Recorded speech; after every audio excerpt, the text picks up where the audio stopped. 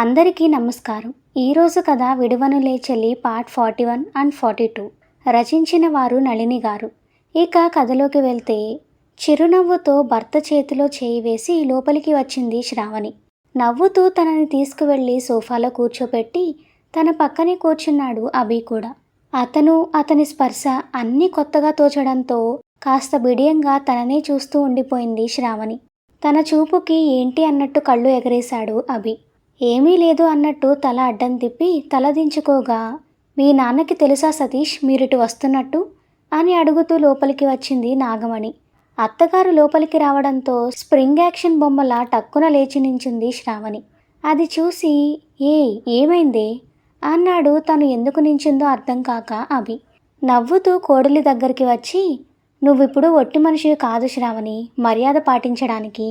అయినా మాకు హరిత ఎంతో నువ్వు కూడా అంతే, కాబట్టి నువ్విలాంటివేమీ చేయాల్సిన అవసరం లేదు అంటూ తనే ఆమెని కూర్చోపెట్టి, పల్లెటూరులో అత్తమామలకి కోడళ్ళిచ్చే మర్యాద అభి అది అని కొడుకుకి వివరంగా చెప్పి సతీష్ వైపు చూసింది.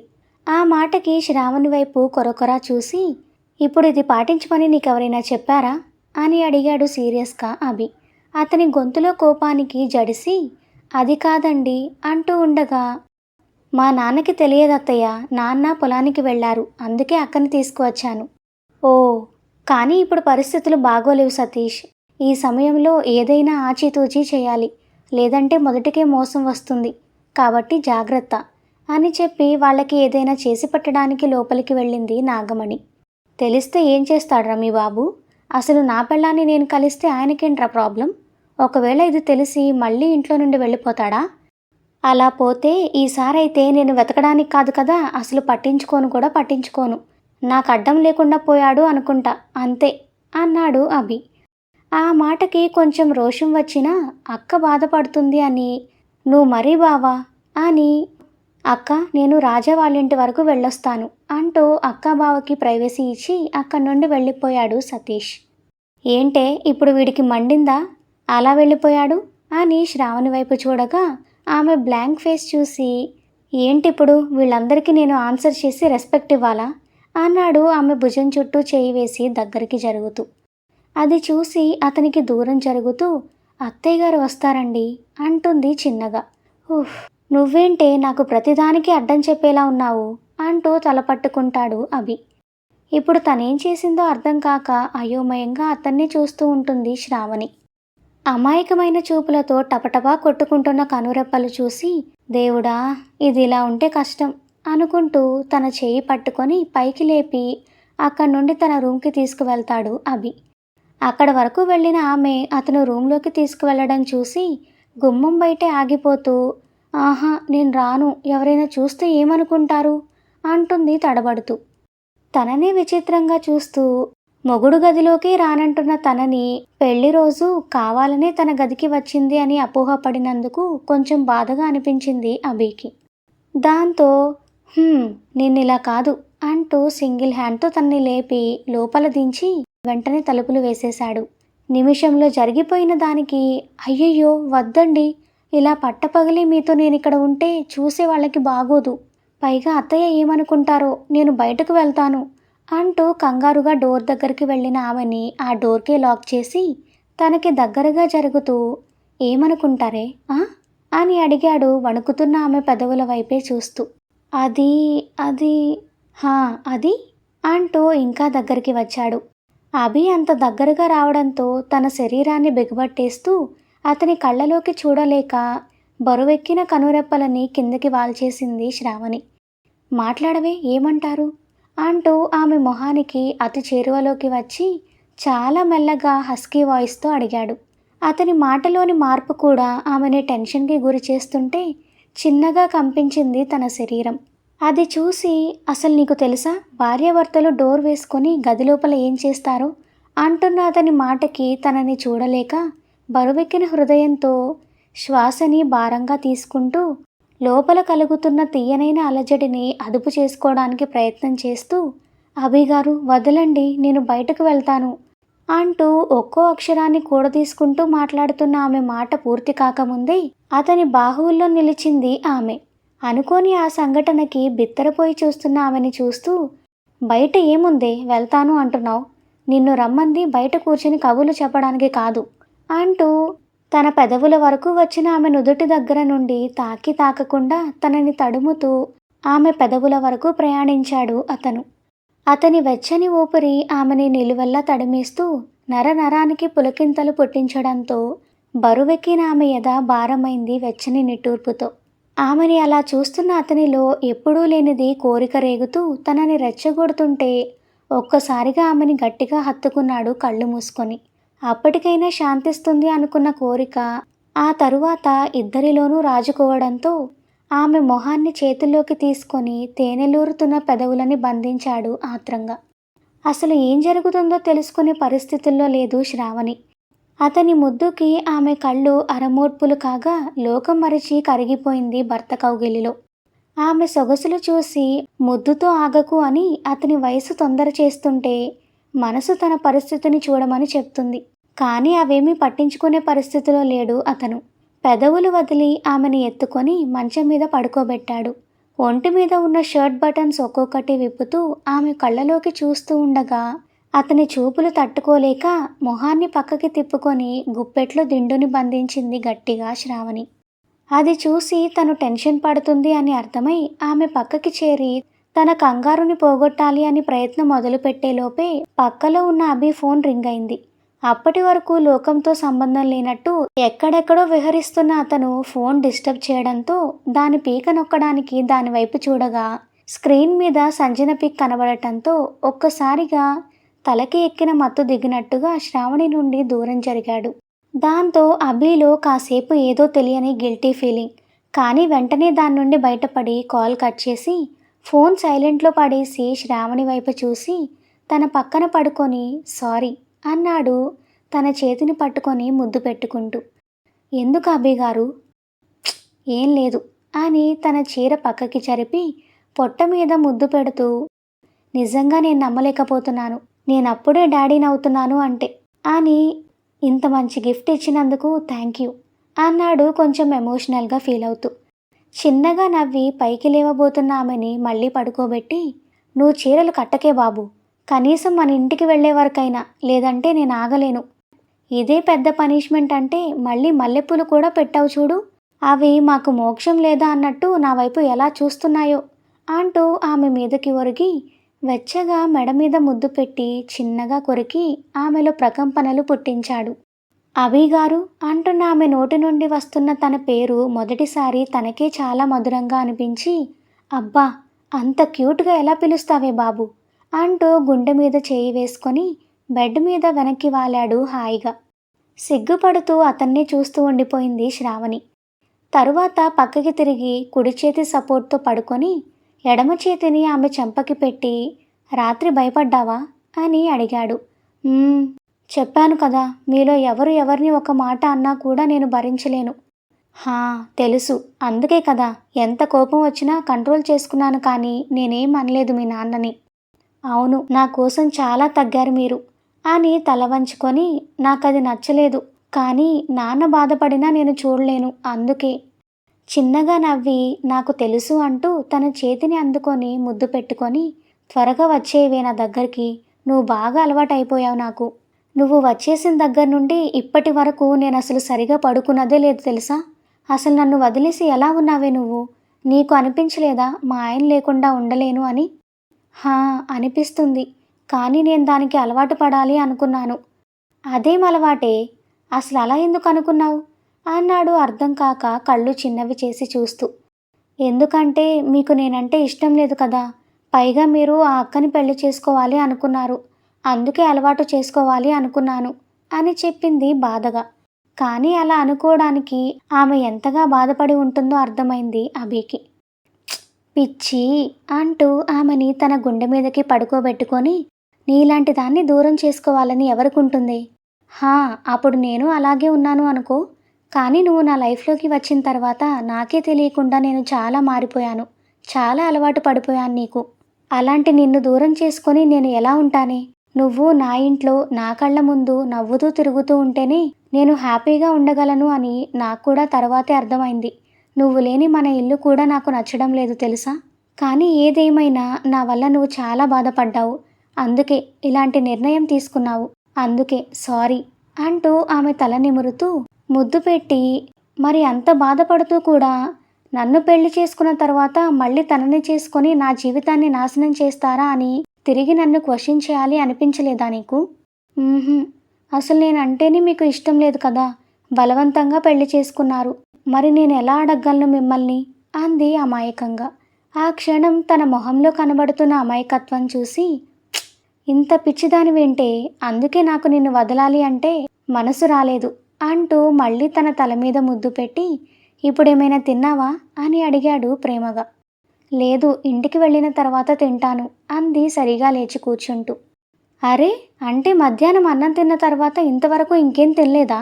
టైం చాలా అయింది కదే, ఇంతసేపు కడుపు ఖాళీగా ఉండకూడదు అని వాచ్ చూసుకొని తను కూడా పైకి లేచి, పద బయటకు వెళదాం అంటూ తలుపులు తీయబోతూ చీర సరిచేసుకుంటున్న ఆమె పాపిట్లో చెరిగిన కుంకుమ చూసి నవ్వుతూ దాన్ని సరిచేసి మెడ చుట్టూ చేతులు వేసి ఆమె మొహాన్ని దగ్గరికి తీసుకొని నుదుటి మీద ముద్దు పెట్టి, నువ్వంటే నాకు చాలా చాలా ఇష్టమమ్మా అని చెప్పాడు ఆమెకి అర్థమయ్యేలా తెలుగులో. తనంటే అతనికి ఇష్టం లేదు అనుకుంటున్న ఆమె ఫీలింగ్ని పోగొట్టడానికి అతను వేసిన మొదటి అడుగు అది. అభి అంత ప్రేమగా తనంటే ఇష్టమని చెప్పడంతో లోలోపల మురిసిపోయింది శ్రావణి.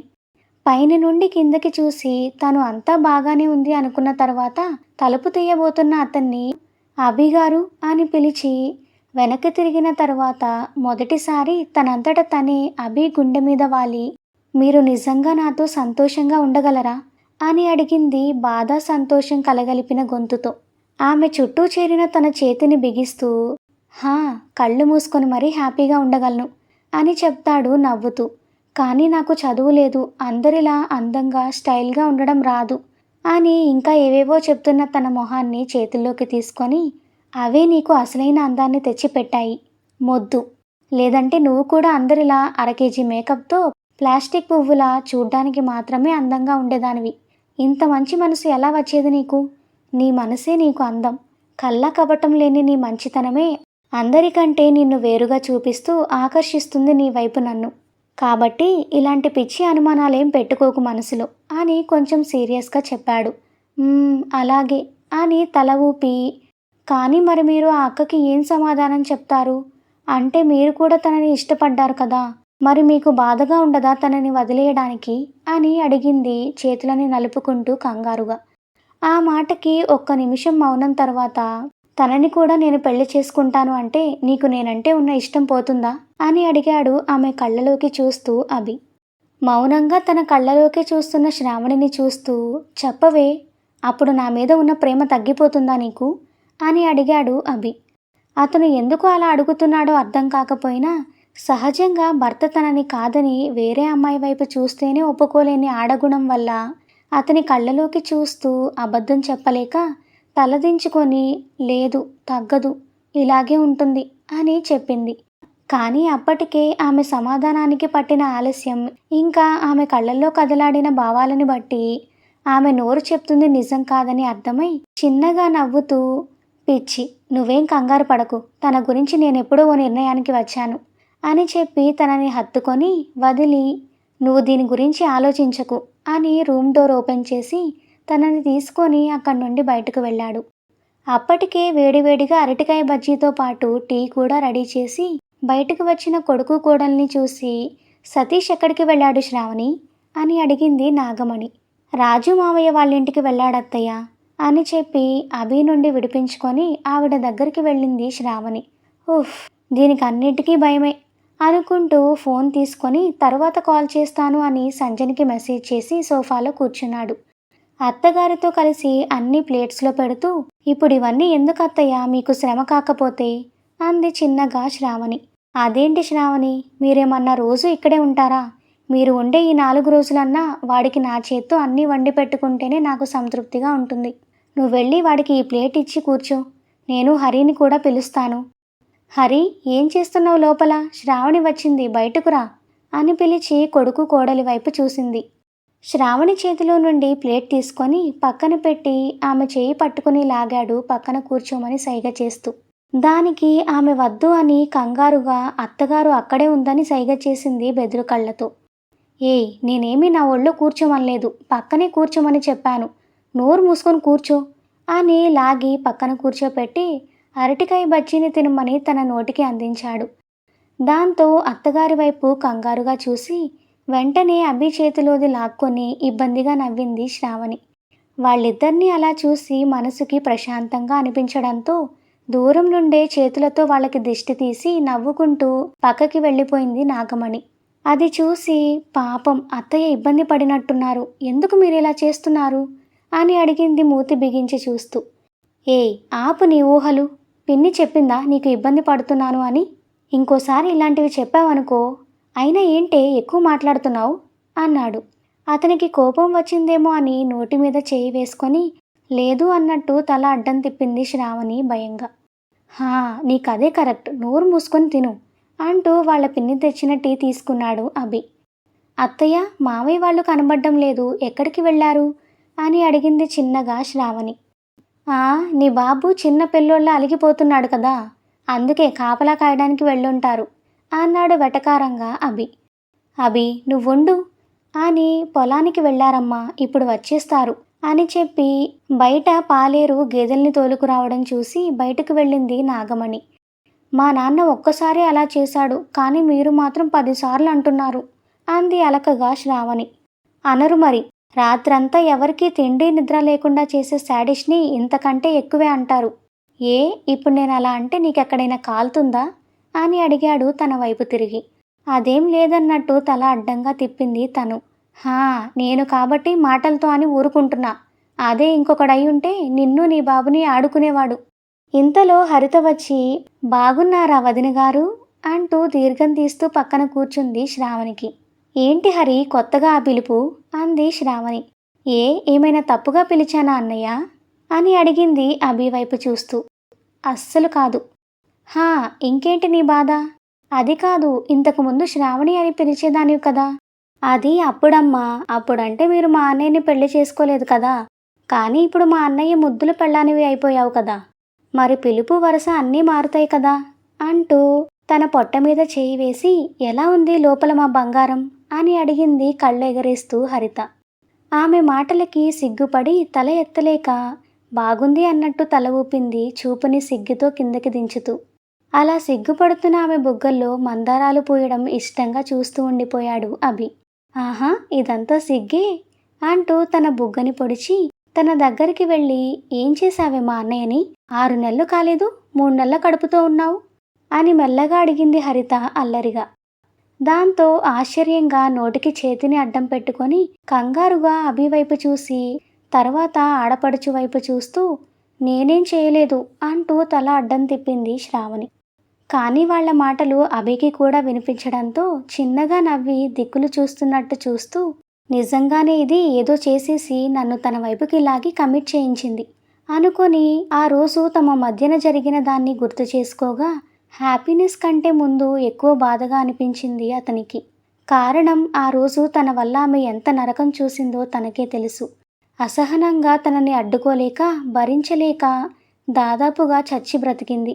అందరికీ ఫస్ట్ నైట్ అనేది మరపురాని తీయనైన జ్ఞాపకమైతే మాకు మాత్రం ఎప్పుడు తలుచుకున్నా బాధనే మిగులుతుంది అనుకున్నాడు అభి మనసులో.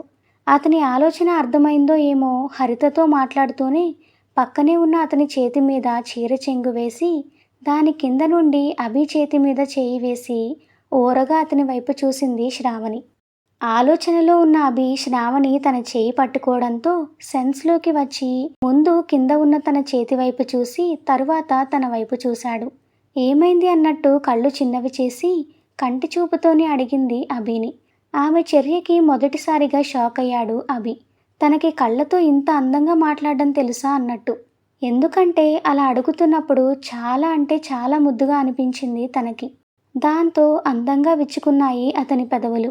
తల అడ్డంగా తిప్పి ఏం లేదని నవ్వుతూనే చెప్పి చీర చెంగు కింద ఉన్న ఆమె చేతి వేళ్ళని తన చేతి వేళ్లతో లాక్ చేసి పట్టుకున్నాడు మృదువుగా. ఏదో అనుకుంటే ఇంకేదో అయినట్టు అభి అలా పట్టుకోగానే కొండపల్లి బొమ్మలా బిర్రుగా బిగుసుకుపోయింది శ్రావణి. చెక్కలా నీలుక్కుపోతున్న ఆమెని చూస్తూ అతను నవ్వుని ఆపుకుంటూనే మెత్తని ఆమె చేతిపైన మెల్లగా గోకుతాడు తన వైపు చూడని ఆమె కోసం. ఒక పక్క హరిత కాపురం గురించి, వాళ్ళ ఇంట్లో వాళ్ళ గురించి అడుగుతూనే అభి చేస్తున్న పనికి గుండెసడి పెంచుకుంటున్న ఆమె అతను అలా గోకడంతో ఏంటా అని ఓరగా తల తిప్పి వద్దు అన్నట్టు మళ్ళీ కళ్ళతోనే చెప్తుంది. అతను కూడా కళ్ళు చిన్నవి చేసి ముద్దు కావాలి అని చాలా డీసెంట్గా అడుగుతాడు. అతను చేస్తున్న పనికి ఏడుపు మొహం పెట్టుకొని ఇక ఇలా కాదు అని హరి నేనింక ఇంటికి వెళ్తాను అని లేవబోయింది.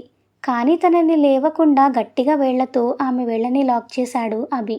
అదేంటే ఇప్పుడే కదా వచ్చావు, వెళ్ళొచ్చులే, మళ్ళీ ఎప్పుడు కలుస్తామో ఏమో అంది హరిత. హా నిజమే కదా, పర్లేదు కూర్చొని మీకు కావలసినంతసేపు మాట్లాడుకోండి అంటూ కళ్ళు ఎగరేశాడు నవ్వుతూ శ్రావణి వైపు చూసి. దాంతో బిక్కమొహం వేసి అది కాదు హరి, పిన్ని అంటూ ఉండగా ఆమె చేతి మీద గిచ్చి ఆమె తన వైపు చూడడంతో సీరియస్ లుక్ ఇచ్చాడు వద్దు అన్నట్టు. దాంతో ఇంకేం మాట్లాడలేదు శ్రావణి.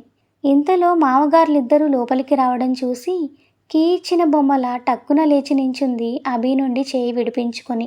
శ్రావణి నువ్వా, ఎప్పుడొచ్చావమ్మా అని అడిగాడు మొహం తుడుచుకుంటూ లోపలికి వచ్చిన శరత్. అది ఒక అరగంట అవుతుంది మామయ్య అని చెప్పింది మెల్లగా.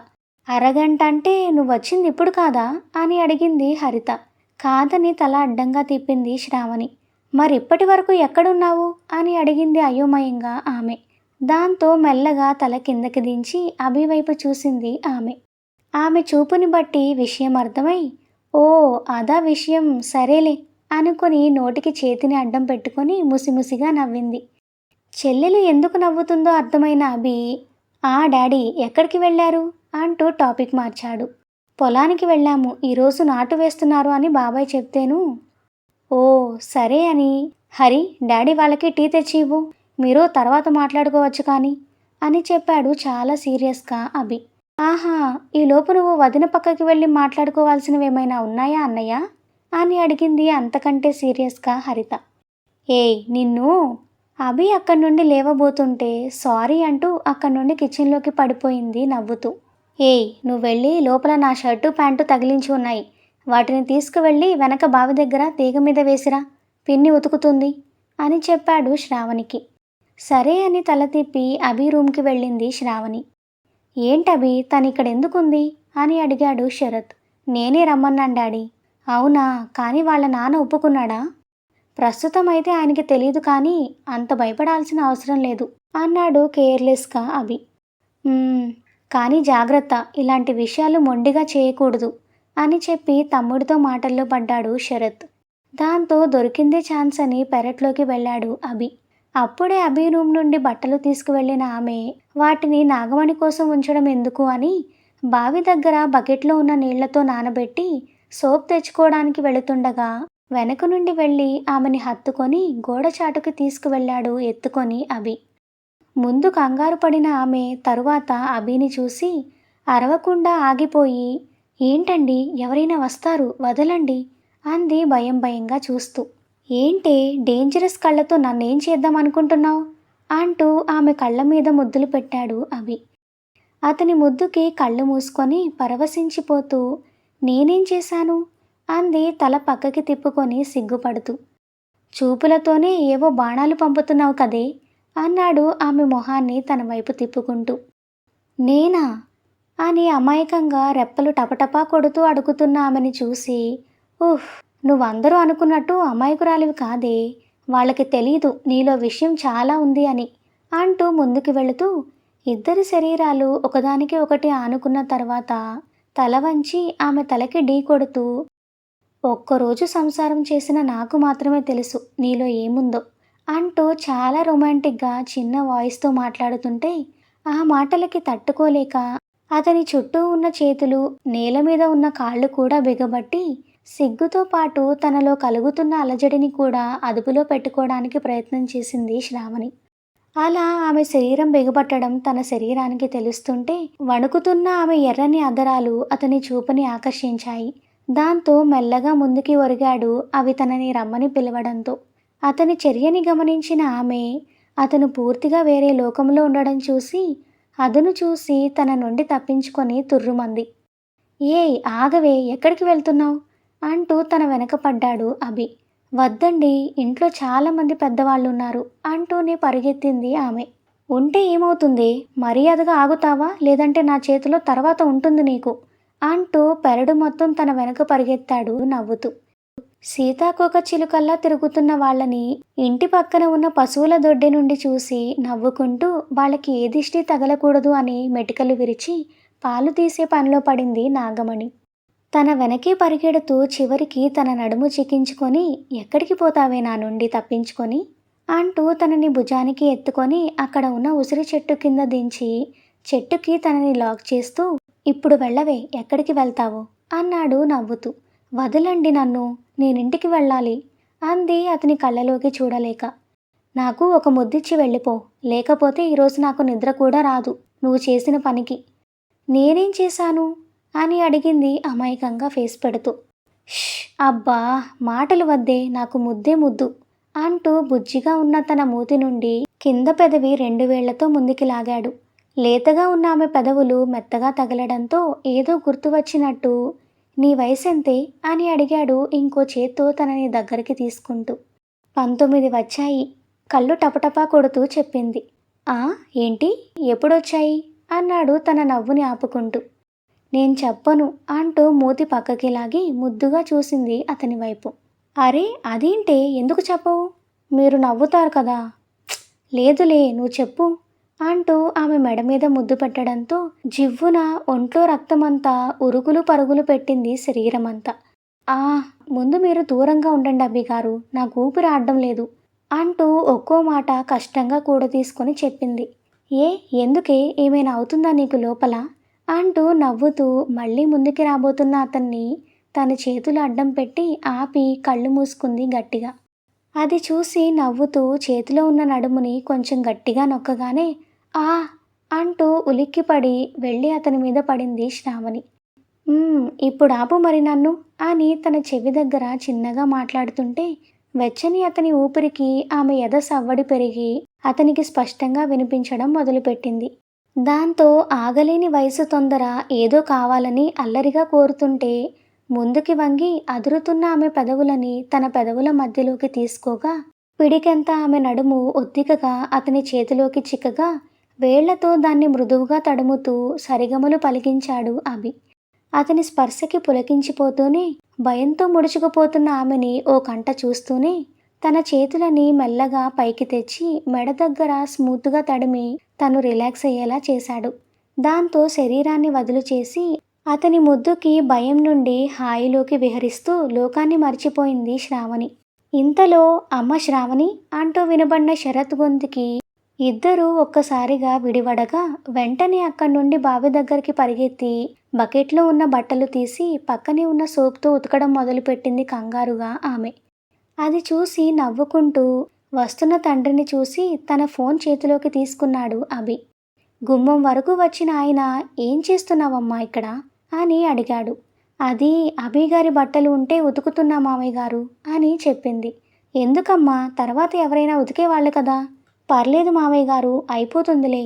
సరే త్వరగా ఆ పని చూసి ఇంటికి వెళ్ళమ్మా, మళ్ళీ మీ నాన్న ఏదైనా గొడవ చేస్తాడేమో అన్నాడు.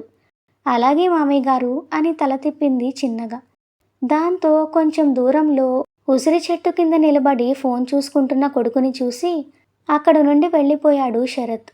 అప్పటికే షర్ట్ ఉతకడం మొదలుపెట్టిన శ్రావణి వాటిని శుభ్రంగా ఉతుకుతూ ఉండగా తండ్రి వెళ్ళిపోవడంతో ఫోన్ పాకెట్లో వేసుకొని ఆమె దగ్గరికి వెళ్ళి ఏయ్ అవక్కడ పడేసిరా, తర్వాత పిన్ని వాష్ చేస్తుందిలే అన్నాడు. వద్దండి, అయిపోతుంది, పాపం అత్తయ్య ఎన్ని పనులు చేస్తారు అంటూ ఉతకడం అయిపోగానే బావిలో నుండి నీళ్లు లాగడానికి బకెట్ తీసుకోగా ఏయ్ ఆగు, ఏంటి నువ్వు చేసేది హా అని తన చేతిలో తాడు లాక్కొని నువ్వు ఇవన్నీ చేయకూడదు అంటూ తనే 4 బకెట్లు నీళ్లు లాగి రెండిటి నిండా నింపగా వాటిలో అభి బట్టలు జాడిచ్చి ఆరేయడానికి వెళ్ళిన ఆమెకి తీగ పైకి ఉండడంతో ఎలాగా అని ఆలోచిస్తూ ఉండగా ఇంతలో తను గాలిలో పైకి లేవడం చూసి కంగారుగా కిందికి చూడగా నవ్వుతూ ఆరేయ్ అని చెప్తున్న అభి కనపడటంతో షర్ట్ ఆరేసి దింపండి అంది.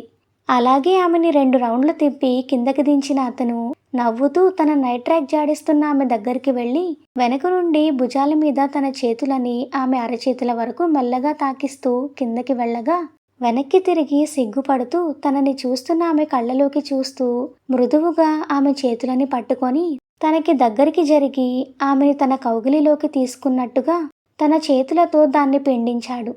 కొత్తగా అతను తనతో అంత సంతోషంగా గడుపుతుంటే అది తనకి ఎంతో నచ్చేసినా అసలు ఇది కల లేకపోతే నిజమా అన్న ఆశ్చర్యంలో తను ఉండగానే మళ్ళీ ఆమెను ఎత్తుకొని తనతో అది కూడా ఆరేయించి కిందకి దించుతూ తన నుదుటి మీద ముద్దు పెట్టి గట్టిగా హత్తుకున్నాడు శ్రావణిని. అది నిజమే అని అర్థమైన ఆమె అతన్ని అలాగే గట్టిగా పట్టుకొని, దేవుడా, కాస్త ఆలస్యంగా మొదలైన మా ఈ బంధం ఎప్పటికీ ఇలాగే ఉండాలని దీవించు అంటూ వెచ్చని అతని కౌగిలిలో లోకం మరిచిపోయి ఉండగా అక్క అంటూ వచ్చాడు సతీష్. దాంతో ఇద్దరూ దూరం జరగగా, అక్క, ఇంటికి వెళ్దాం రా, నాన్న వచ్చే టైం అయింది అన్నాడు సతీష్. హా, వస్తున్నాను అంటూ వెనక్కి తిరిగింది శ్రావణి. ఛ, ఒక్కరు కూడా మమ్మల్ని మా సంసారం చేసుకొనిచ్చేలా లేరే అని తన వైపు చూస్తున్న ఆమెని చూసి వెళ్ళు అన్నట్టు తల ఊపాడు అభి. సతీష్ అక్కడి నుండి వెళ్ళిపోగా అప్పటి వరకు ఎంతో సంతోషంగా ఉన్న తన మొహం వాడిపోవడంతో వెళ్ళడం తనకి ఇష్టం లేదు అని తెలిసినా ఏం చేయలేకపోతున్నందుకు తన మీద తనకే కోపం వచ్చింది అభికి. బాధగా ఏదో ఆలోచిస్తూ వెళ్ళడానికి 2 అడుగులు ముందుకు వేసిన ఆమె వెనక్కి తిరిగి వేగంగా వచ్చి అభిని హత్తుకొని, నేనిక్కడ ఉండను అభి గారు, మీతోనే ఉంటాను, నన్ను ఇక్కడి నుండి తీసుకువెళ్ళిపోండి అంటూ కన్నీళ్లు పెట్టుకుంది. అంటూ ఆమె నుండి దూరం జరిగి తన మొహాన్ని చేతుల్లోకి తీసుకుంటూ, ఇటు చూడు అని నీలాలు కారుతున్న ఆమె కళ్ళు తుడిచి, నువ్వు లేకుండా నేనెక్కడికి వెళ్తానే పిచ్చి అంటూ ఆమెని దగ్గరికి తీసుకొని ఓదార్చి తల మీద ముద్దు పెట్టి, కొన్ని రోజులు నా కోసం ఓపిక పట్టు అని చెప్పాడు. దాంతో సరే అని తల ఊపుతూ తనకి దూరం జరిగిన ఆమె నోటికి పుల్లటి ఉసిరికాయ అందించి తను హ్యాపీగా ఫీల్ అయ్యేలా చేసి తన పాకెట్లో ఉన్న మిగిలిన వాటిని కూడా తన చేతికి ఇచ్చాడు. మెరిసే కళ్ళతో వాటిని చూసి నవ్వింది శ్రావణి. తను కూడా నవ్వి, సరే పద, మళ్ళీ మీ బాబు వస్తే నిప్పులు తొక్కిన కోతిలా ఎగురుతాడేమో అని ఆమెని తీసుకువెళ్తూనే, అవును, ఇంతకీ నీకు 19 ఎప్పుడు వచ్చాయే అని అడిగాడు. చిన్న నవ్వుతో ఈరోజే అని చెప్పింది శ్రావణి. దాంతో కళ్ళు పెద్దవి చేసి, అంటే ఈరోజు దీని బర్త్డేనా? ఈ రోజుకి 19 వచ్చాయా? అయితే నాకు జరిగింది బాల్య వివాహమా అనుకోగానే అభి ఫేస్లో చిత్ర విచిత్రమైన రంగులు మారాయి. అందరూ కలిసి బలవంతంగా నాకు చిన్నపిల్లతో పెళ్లి చేశారా అనుకున్నాడు ఏడుపు మొహం పెట్టుకొని. సమాధానం చెప్పిన తర్వాత మాటలు రాక మాట్లాడకుండా మౌనంగా మారిపోయిన అభి వైపు చూసి, ఏమైంది అభి గారు అని అడిగింది శ్రావణి. హా, ఏం లేదులే, పద అని. అవును, ఈరోజు నీ పుట్టినరోజా? మరి ముందే ఎందుకు చెప్పలేదే? ఇంతలో ఇంట్లోకి రావడంతో అభి నుండి దూరం జరిగి, నా పుట్టినరోజు నాకు నచ్చదు అభి గారు, అందుకే తెలియచేసుకోవడం నాకు ఇష్టం ఉండదు అని చెప్పింది. ఏంటే, పుట్టినరోజు అంటే ప్రతి ఒక్కరికి ఒక పండుగలా ఉంటుంది కదా, మరి నువ్వెందుకు అలా అంటున్నావు? చిన్నగా నవ్వి సతీష్ పక్కకి వెళ్ళి నించుంది. ఆమె నవ్వుకి అర్థం వెతుకుతూనే తననే చూస్తూ ఉండిపోయాడు అభి. వెళతాం మావయ్య, మళ్ళీ నాన్న ఇంటికి వచ్చే టైం అయింది అన్నాడు సతీష్. అక్క జాగ్రత్త. అలాగే మావయ్య అని శ్రావణిని పట్టుకొని తీసుకువెళ్తుండగా, శ్రావణి ఆగమ్మా అని, హరి ఇవిగో ఈ పూలు తనకి ఇవ్వు అని పక్కన ఉన్న పశువుల దొడ్డి గోడ మీద నుండి కూతురికి అక్కడ మొక్కకి పూసిన పువ్వులు తెంపి ఇచ్చింది నాగమణి. హరిత తెచ్చిన వాటిని చీర చెంగు పట్టి ఒడిలో నింపుకొని నవ్వుతూ, బాగున్నాయి అత్తయ్య ఈ పూలు అని చెప్పింది నాగమణికి. నీకు ఇష్టం కదా, అందుకే తెంపాను, పెట్టుకో అని చెప్పింది కోడలికి నాగమణి. దాంతో సరే అని అందరికీ వెళ్ళొస్తానని చెప్పి అభి వైపు చూసింది శ్రావణి. ఆమె తనని చూడడంతో చిన్నగా నవ్వాడు. తను కూడా నవ్వి అక్కడి నుండి వెళ్ళిపోయింది శ్రావణి.